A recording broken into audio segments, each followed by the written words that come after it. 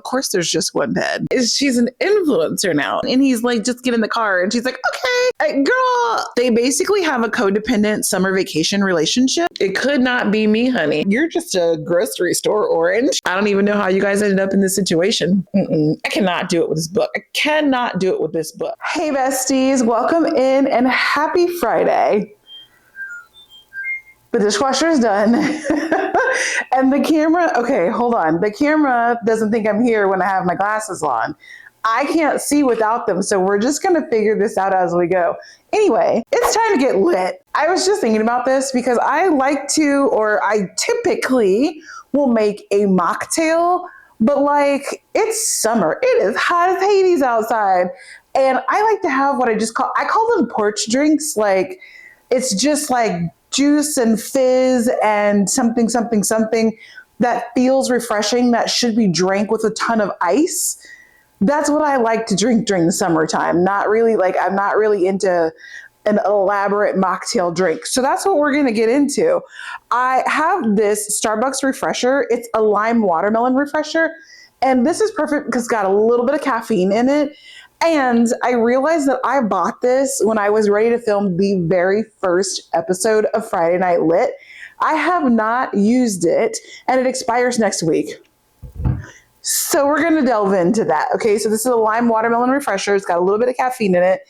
I'm just going to go ahead and combine this with some water. We're going to make a nice, refreshing porch drink, like I like to call it. So we do have a couple of books to discuss this week, which are going to be Scarlet Yearnings. This book has a very long title, and it's Scarlet Yearnings, Beyond First Glance, Stories of Love and Desire. Oh, that smells good. Okay. And then we also have to talk about a book called Fairydale. I'm concerned about the color of this. It's like a weird green color. I guess is that like lime? We're going to talk about My Husband. And then in a similar vein, we're going to talk about A Marriage at Sea. We'll do like 3 of these, yeah? I don't know what the ratio is supposed to be here. Oh, fill your favorite glass with ice. Pour 6 ounces of concentrate and add 6 ounces of water or mixer. Well, that's roughly 6 ounces. I should measure this. Hold on. We also have to talk about people we meet on vacation. Oh, it's actually just under 6 ounces. So we're good. We're Gucci. We will talk about The Mirror. That concentrate is well mixed at this point. And you know what? Actually, those are the only books we need to talk about. Right? No. I finished another book. What was it called? Let me think about that while I carbonate our water here with trusty SodaStream. Oh, the other book is You Won't Forget Me. I knew there was one more. Leave it to me to overdo it. This is going to be dangerous. I'll put some ice in here while that cools off. Okay, I swear I'm making the simplest drink today, but I'm making like the biggest to-do out of this. Anyway, so let's add in some sparkling water. I'll give that a little bit of a mix. Okay, that felt a little anticlimactic, but it's ready. We're ready to go. I'm not sure that it's going to be limey enough for me, so I grabbed some Just Lime packets, JIC, but let's head over to the chair and talk about the books and have ourselves a fancy Friday evening. Oh, hey, new outfit, who dis? Listen, I filmed the entire sit-down book talking portion of Friday Night Lit. It was great. I had a good time. It was a performance, okay? I went to go edit it and there's literally no sound. I have no idea what went wrong either because the microphone was on, everything was going great, and there's just no sound. So here we are for take 2. First of all, if you are new here, Friday Night Lit is where we kind of catch up on the books that I've been reading lately. I'm mostly giving you my unfiltered thoughts. I don't really prepare anything for this. Now, I've already filmed this particular one once, so there's a little bit of preparation that has gone into it. But in general, I don't really prepare anything for this. I could say anything about these books, and I don't like to give spoilers, but I do sometimes do some heavy plot discussion. So there will always be timestamps down below where if there's a particular book that you're like, I don't want anything about this book given away to me because I'm going to read it ASAP, you can click that link. You can skip right on past that book. Okay. So that's my help to you. I do have a different drink with me today because I need something to drink because I'm a drink kind of girly, and I'm having a Spindrift Blood Orange Black Tea. That's what I'm going to be drinking today since I already drank that other drink. It was delicious. You'll have to take my word for it. It was good. It was fresh and crisp. It was the perfect porch drink, like I said. That's what I tried to create, and it was delicious, and it provided what I needed. It gave me a little bit of a boost of energy like I needed also.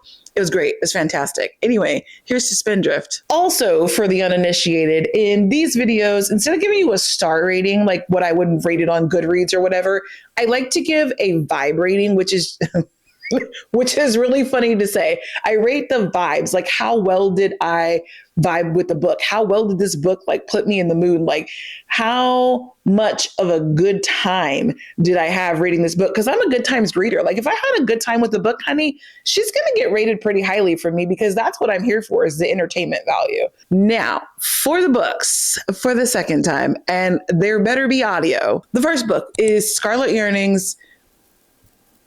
Why can I never remember the title of this? Beyond First Glance, the stories of love and desire. I don't know what my dysfunction is. There's another book later that I can like never get the title correct on, but it's whatever. So Scarlet Yearnings, first of all, listen to me. Okay, here's what you need to know. This is a book of short stories. And I am just not a short story girly. Like I have never really read a book of short stories that I like felt strongly about, that I was just like, oh, this was so good.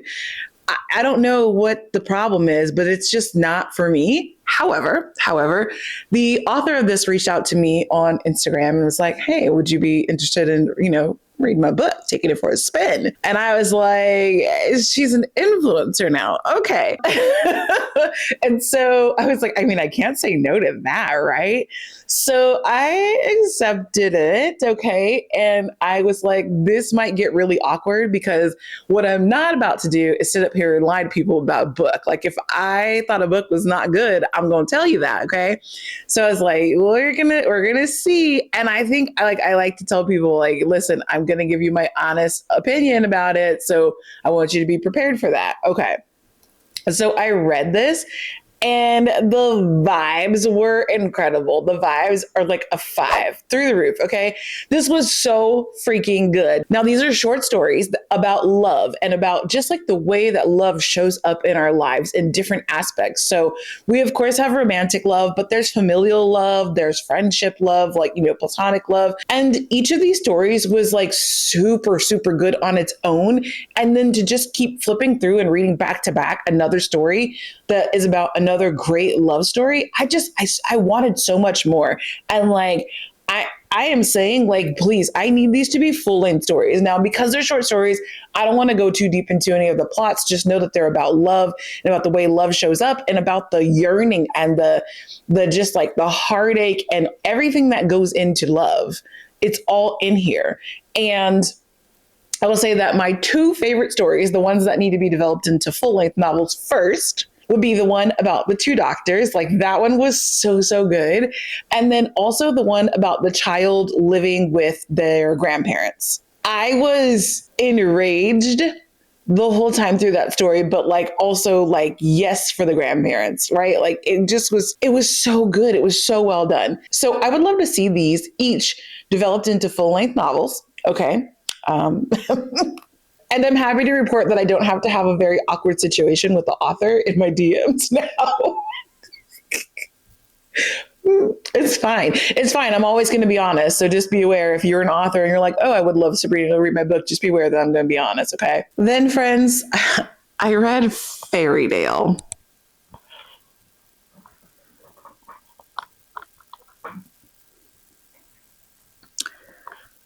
Now listen. This is a dark romantasy, I guess. Let me just start off by saying I'm going to give the vibes a 2. Okay, I'm going to give it 2 hearts for the vibes. No, I take that back. I'm going to give the vibes a 1. And listen, okay. A couple of things about this book. So I picked it up originally because I was told that this would be like a really good urban fantasy to read. I wanted to read some more urban fantasy. That's what I was supposed to be getting out of this book. Okay. Also, she thick. And I was like, I'm in the mood for a thicky thick. And she is thick. Okay. I think it's about 730 pages. I read every single one of these pages. First of all, when we start off in this story, our girl is like, she grew up in an orphanage with the nuns or whatever, and she is now a teacher. And this guy comes and is like, look, your long lost daddy has died. He left you an inheritance, and you need to come to his hometown and basically get your inheritance, right? So she does that. Okay, off to the races. We're having a good time. She gets to the town and things are a little bit weird, but I mean, the whole situation is weird in the first place. You know, like, what do you mean there's an inheritance? Why didn't he care about me when I was alive if he knew who I was? The whole thing is weird, okay? But she's like, la-di-da, I'm going to ignore the weirdness because I'm about to get this cheddar. That's what happens, okay? And the weirdness just keeps multiplying. So, like, I'm talking about there's like a cat that's inhabited by a person. There's a weird death that happens in front of her. And I'm like, this is witchcraft. And the people are like, this is witchcraft, but they're blaming her. Also, she was supposed to be taking the train there, but the train doesn't go there. And she barely questioned that. She was like, that's so strange. And then a man pulls up in a fancy car and he's like, I'm here for you. And she's like, the train doesn't. And he's like, just get in the car. And she's like, okay, girl, listen.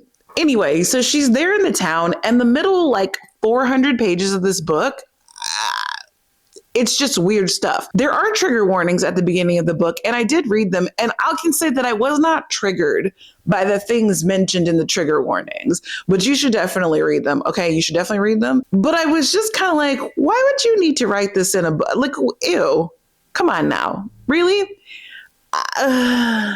There's okay, 2 things I'm going to mention. There's some blood play, okay? And it's like extra. Like we didn't just do regular. We went extra with the full mile. And I was like, this did not feel necessary at all. Okay. And then there's also the matter of the tale. Now, I'm not going to tell you about the tale because the author did say, please don't ruin this book for other people. So I'm going to try my best to respect that. I'm not going to tell you about the tale, but listen, if you want to know about the tale, just Google fairydale and Reddit. There's a lovely subreddit that will tell you all about the tale. Okay. And I'm going to tell you right now, don't Google this. But if you are morbidly curious, go ahead and do that. So that was all like the middle 400 pages of the book. Then we come to the end of the book. And I was like, this is the story that I wanted to hear. It was so good at the end. So good, like the way that it wrapped up. So if we could have taken like the front like quarter of the book where things were a little bit murky, but it was okay, and the back quarter of the book and put like just a tiny bit of filler in the middle, this would have been 5. It would have been a 5. But instead, we just had pages and pages and words and words and words of like Nothingville and like weird, just like gratuitous grape seed. Like, why does this need to be in here just to have it in here? And I'm like, it's weird though, because I feel like the author is a good writer, but the story just did not hit. And I regret that I read all these pages. I read it for the hardest reading challenge you'll ever do 2.0. And at no point did I remember that I could actually DNF the book and still count it using points that I had accumulated. Had I realized that, I would have cut this. I was just out of time and I needed to read a 700 plus page book. And I was so far into it when I was like, okay. And it was too late for me time wise to pick up another 700 plus page book. So it is what it is. But I read it. It was not great. If you are into super weird, super dark, super what the fuck kind of books, go ahead, pick it up. But okay. Then I read a book called My Husband. What can I tell you about my husband? Because my husband is about this lady's husband. It is told exclusively from her point of view. And everything that she says is about her husband. Everything that she does is about her husband. And it's to the point where like she can't do anything independently. She's like, oh, I was going to have a drink after dinner. So I made a drink that my husband would like because my husband doesn't like the drinks that I like. So I only drink the drinks that my husband likes now. So I made 2 of them and I made one for my husband and I gave my husband his drink first, but then my husband said he didn't want it. And so then I didn't have a drink because my husband didn't want to have a drink. So I wasted both of the drinks because my husband said. And I'm like, girl, get a personality. Like, you don't have to depend on your husband this way.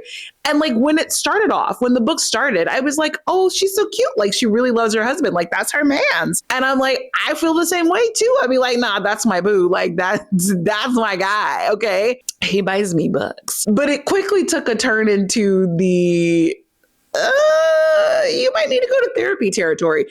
And I really, at some point I was like, she needs to be committed. She needs to go to inpatient therapy because she's doing too much. She's doing too much. At one point they're at a dinner party and her husband, they're playing a game and her husband assigns her a fruit. So everyone's a fruit and you're supposed to make other people guess which fruit you are. Her husband assigns her the clementine. Now listen, I love a clementine orange. After reading this book, I'd be side-eyeing the F out of those oranges. I'd be like, she was like, how could you possibly have assigned me a clementine? And he's like, well, you just remind me of clementines. What do you mean? She's like, it's pedestrian. It's a grocery store fruit. I'm like, not the clementine slander. So she then obsesses about him assigning her a clementine for like weeks and weeks and weeks. And at some point he's like, are you still on the clementine thing? Like, give it up. And I was basically on his side, like, girl, you got to let the clementines rest. Like, it's literally not that serious. I mean, it could be a navel orange, which the clementines are where it's at. But but now every time I walk by my counter, I'm like, you're just a grocery store orange. Like, I'm telling you, this book has impacted me. So like, honestly, the vibes are super high. The vibes are a 5. And let me tell you why. So I was reading the whole book and it's like super unreliable narrator, right? Because it's her perspective and she's obviously cuckoo for Cocoa Puffs. And so you just can't like really take it seriously. And you're like, she just needs to get help. And she, at some point, basically is telling us like, oh, my husband's doing this stuff to me on purpose. He's like antagonizing me. And you're like, ma'am, I'm going to need you to really get a like firm grip on reality. Okay. And then we get to the epilogue of the book. And when I tell you that I was just screaming and shouting and shaking, I read this on my Kindle, so I could not defenestrate it, which is what I often want to do. But I was shaking the Kindle in the air, like, how absolutely dare you? The epilogue of this book, I'm not going to say anymore because you have to read. It's like so worth reading it. It's worth reading the whole story just to read the epilogue and be like, I read someone's review of this book because this book was translated from French into English. And they were like, I wonder if the French title of this book, which Mon Mari, is more poetic than it is in English. Because my husband, after you've read it 972 million times in this book, doesn't really roll off the tongue anymore. It doesn't have that pizzazz anymore. And I'm like, should I go back and read this book in French? Like, my French is pretty rusty at this point because I don't use it for anything. Like, I don't know. I can't tell you the last time I had a conversation in French or like really read anything more than like the back of the shampoo bottle in French. So, but I kind of feel like maybe I should go back and read this book in French. It's not that long, and exercise my brain a little bit and just see if it hits differently in French. I don't know. Maybe that might be a personal challenge that I undertake. Anyway, super, super incredible read. Like, I don't even know what happened to me reading this book, but it was great. In a similar vein, after that, I read A Marriage at Sea. This is the other one where I just cannot get the title right. So A Marriage at Sea is peak white people. So before we go into this whole story, I just want to say that I spend the majority of the time while I'm talking about this book laughing like there's no tomorrow. And honestly, I'm not trying to make fun of these people and their peril. It's just that this situation is so absurd to me because I just could never imagine myself being in this situation that like, I don't know what else to do besides laugh about it. Anyway, back to the video. So this couple decides that they want to live on the water. They want to live on a boat in the ocean and they want to just be free. First of all, I'm sincerely unsure how they had enough money to do this because they had humble beginnings. And second of all, they had their boat built from scratch and they decided that they wanted to be free from the constraints of whatever. And so they weren't going to have the radio, the way you communicate with ship to shore. They weren't going to have one of those put on their boat. Right there is where you got me fucked up. Okay. Cause I'm not doing that. Absolutely not. There's a lot in this book that I'm not doing, but that's for starters. Okay.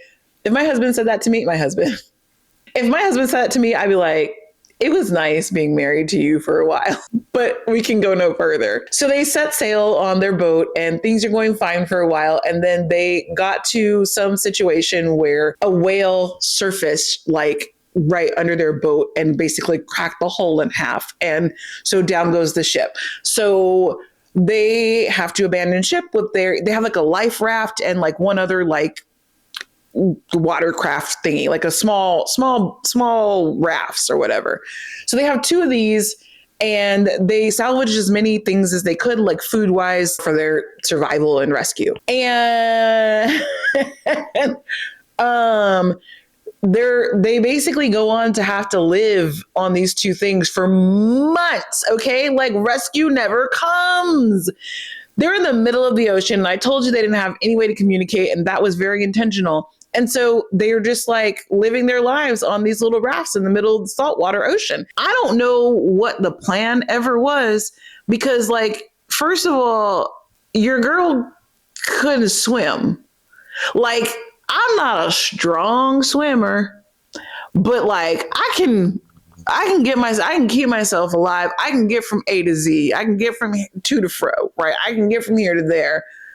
But I'm not going to like swim laps in the Olympics or anything like that. But she couldn't even she didn't even know how to doggy paddle. I'm like, you don't want to take like one lesson before you go live at sea. Like you're just confident that like you don't ever need to swim anywhere when like your entire life is being surrounded by water.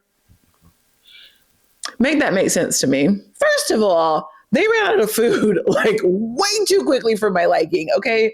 The amount of canned food that they had was not significant. And so they ran out of food and like they had to start eating raw turtles. And I'm like, it could not be me, honey. So, I mean, they were fishing with like clothespins. First of all, your girl is allergic to everything from the ocean. I don't know if that extends to sea turtles or not because they don't really test for sea turtle allergies. But I'm just going to assume that it does. And I'm not eating the raw turtle. So I can't eat the fish. I can't eat the raw turtle. What is I'm going to do? Because we're in the middle of the ocean. The other option is raw birds if you can get a pelican to land on the raft. But like, I'm also not eating a raw bird because there's no way to cook this shit. I was reading it. I was like, this is disgusting. And I would not survive. First of all, I'm just gonna go down with the ship, okay? I'm gonna save everybody the trouble. I'm going down with the ship like a good captain would. I'm not getting into any of this. If we don't get rescued in the first like 8 hours, I might stretch it to 12. If I don't get rescued in the first 12 hours of us being shipwrecked, honey, I'm gonna slink over the side of this life raft and just let myself descend to the depths. I don't want to do any of this. None of this sounds like a good time to me. I mean, at a certain point, they tried to flag down ships as they were passing, which first of all, the ships were like hardly ever passing. It would be like weeks and weeks before they saw a ship. And then they discovered that their flares didn't work.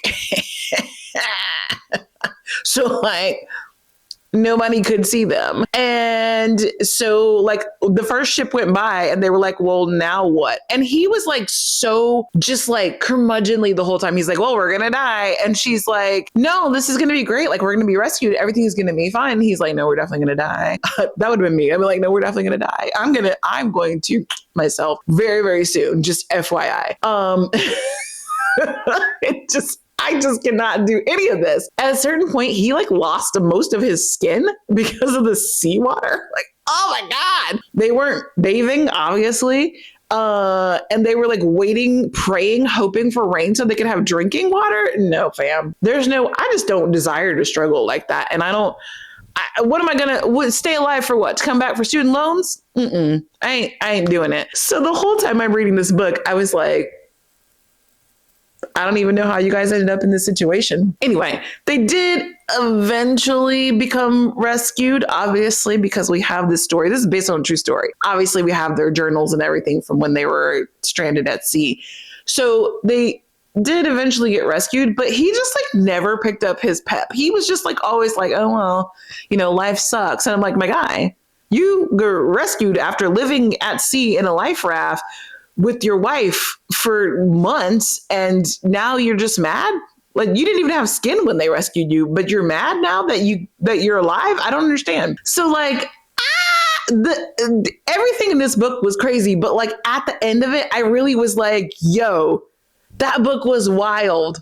I had such a great time. And like the vibes, 5 for the vibes. It was that good. It was that good, even though I was like mad and upset and disgusted the whole time. Such a good read. One quote that I did find that was kind of like an overarching like sentiment from this book, it said, you're still alive while you're dying. And that just to me was like, oh, so freaking good.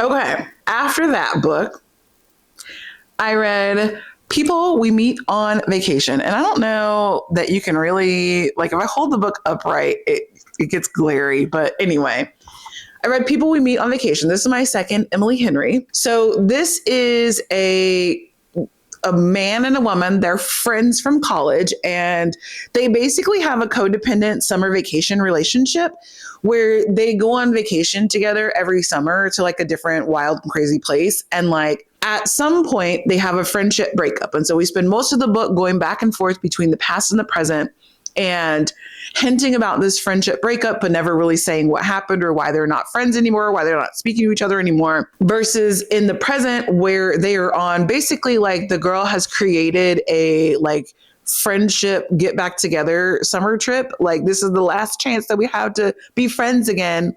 So they're on this vacation, and apparently when calamity strikes on this vacation, on the Get Back Together tour, apparently the things that are happening there make it so that they have to smash. It's hot, it's sticky, it's gross. The Airbnb that they're staying at is ridiculous. Of course, there's just one bed.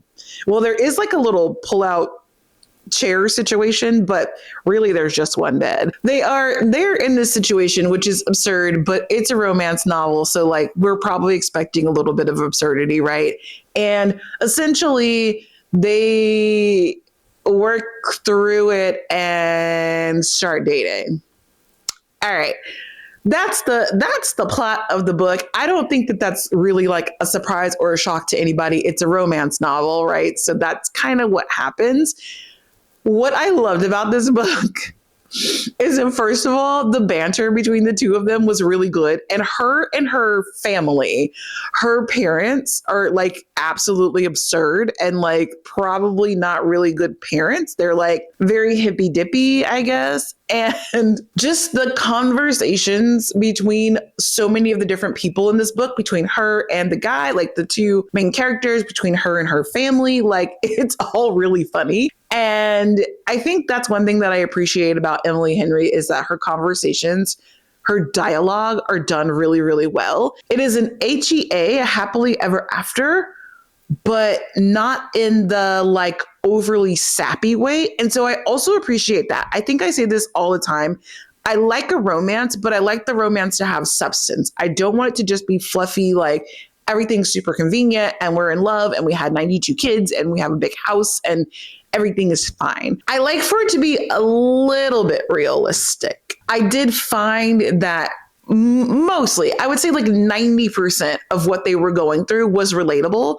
There was a little bit that was like, come on now, be for real. For this one, like vibes wise, I'm going with a 4. Like this was, it was a nice read. I read it on vacation. So People We Meet on Vacation was read on vacation, which was very, very nice. I had everyone vote in my, well, I posted it on Instagram as a reel, so there was voting there, but I also posted it here as a short. And I just been uploading it to my personal Facebook too. So like I got votes from all around the world and everyone voted for me to read this one while on vacation, and good choice to everybody. Had a good time. All right. Then I read The Mirror. I mean, first of all, this is the second book in the Lost Brides trilogy by Nora Roberts. Okay. I tried to DNF this book. I tried to get into it first. I wasn't sure, but my sister's reading it. So my sister accidentally read book 2, this book, before reading book 1. She's like, what do you mean? I was like, girl, that's book 2 of 3. And she's like, what? So she went back, she read it in the reverse order. So she read book 2 and she was reading book 1 while I was reading book 2, The Mirror. I really wanted to give up on this book a lot earlier than I did. I was going to give up on it in the beginning. And she's like, no, it's good. Like, keep going. Okay. So I kept going. And then I got to like 70% and I was like, I cannot do it with this book. And I technically DNF'd it. Now I had it on audio. And what had happened was I got back in the car like a day or 2 later and it started auto playing in my car. And I was just like, my phone was like in my purse, which I had slung in the back seat, not thinking about my car picking up the audio again. And so I just let it play because I was like, I'm just trying to get to my destination, whatever. I just let it play and it finished. So I did finish the book, even though I tried to DNF it. Nothing happened in this book. There's no reason for it to have been 400 pages. In fact, there's no reason for us to be 800 pages deep into this series and nothing has happened. Okay. We basically spent 400 pages planning a dinner party, talking about ghosts, being like scared and almost hurt, but then not really, and then having dinner afterwards over and over and over again. Literally nothing else happened in this book. I don't even know why it exists. I don't know if it's just because Nora Roberts is such a prolific writer and she's got fans and it doesn't really matter because they're going to read whatever she puts out anyway. Like me, I'm like, I'm going to read anything Kennedy Ryan puts out. So it doesn't really matter what she writes. Like she could just be writing dog on every single page. I would buy it and read it.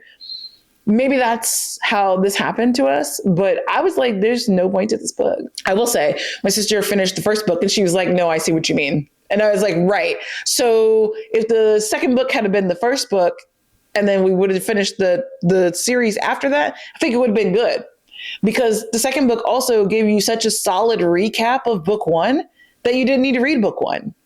So I'm mad. Vibes are 2. Vibes are, yeah. Why, Nora? Why have you done this to me? Whatever. Oh, and another thing. I totally didn't really believe the romance between the main character and her guy. Trey is the guy. What's her name? Sonia. Trey and Sonia. I didn't believe their romance. It didn't feel real. And the thing is, the side characters, Chloe, is that right? Is that her name? And, I don't even know the other guy's name. Anyway, it's Trey's best friend and then Sonia's best friend. I cannot remember their names to save my life. The two of them had a romance that was believable. So I know Miss Nora can write a believable romance. She's shown me in the exact same book that she can write a believable romance. It just wasn't the one from the main characters. And that pissed me off something good. I don't even know why. I was just like, why would you do this?